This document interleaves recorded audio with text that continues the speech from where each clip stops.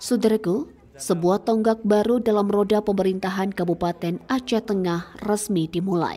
Bupati Aceh Tengah Dr. Andes Hailyoga MSI secara resmi melantik Mursyid sebagai penjabat sekretaris daerah pada Selasa 18 Maret 2025 di Gedung Umi Pendopo Bupati.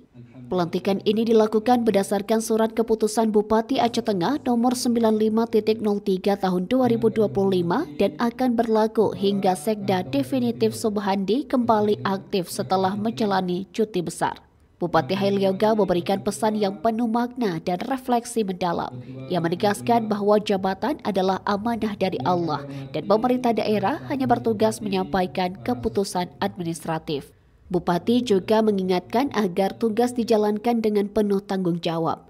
Ia menekankan pentingnya pelayanan publik yang lebih baik terutama dalam sektor administrasi, termasuk dalam urusan jual beli tanah yang selama ini kerap menjadi kendala di masyarakat. Dari Aceh Tengah, Romadani, Tribun Gayo. Dan diiringi dengan doa, semoga Allah Subhanahu wa Ta'ala senantiasa memberi petunjuk kepada saudara dalam menjalankan tugas jabatan